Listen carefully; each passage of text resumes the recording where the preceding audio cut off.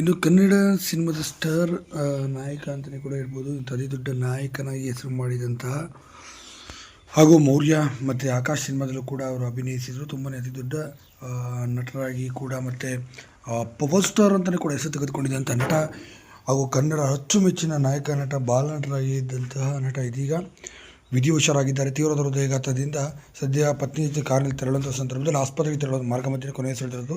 ಅವರು ಬೇರೆ ಯಾರೂ ಅಲ್ಲ, ನಮ್ಮೆಲ್ಲರ ಪ್ರೀತಿಯ ನಟ ಪುನೀತ್ ರಾಜ್ಕುಮಾರ್ ಅವರು ಅಂತ ಹೇಳ್ಬೋದು. ಹೌದು, ಪುನೀತ್ ರಾಜ್ಕುಮಾರ್ ಅವರು ಎಂದಿನಂತೆ ಜಿಮ್ಮೆಲ್ಲ ಮುಗಿಸಿಕೊಂಡು ಸದ್ಯ ಮನೆಗೆ ಬಂದಿದ್ದರು. ಮನೆಗೆ ಬಂದ ಸಂದರ್ಭ ಸ್ವಲ್ಪ ಎದೆನೋವು ಕಾಣಿಸ್ಕೊಳ್ತಿದೆ ಅಂತಂದರು. ಅಷ್ಟರಲ್ಲಿ ಸ್ವಲ್ಪ ರೆಸ್ಟ್ ಮಾಡೋಕ್ಕೆ ಪ್ರಯತ್ನ ಪಟ್ಟರು. ತದನಂತರ ಮತ್ತೆ ಜಾಸ್ತಿ ಆಗಿದ ತಕ್ಷಣವೇ ಕೂಡಲೇ ಅವರು ಕಾರನ್ನು ಹತ್ತಿ ಅವರ ಪತ್ನಿ ಜೊತೆ ದಾರಿ ಮಧ್ಯೆ ಹೊರಡೋಂಥ ಸಂದರ್ಭದಲ್ಲಿ ಅವರು ಮಾರ್ಗ ಮಧ್ಯೆಯೇ ಕೊನೆಯುಸಿರೆಳೆದಿದ್ದರು ಅಂತ ಹೇಳಲಾಗುತ್ತೆ.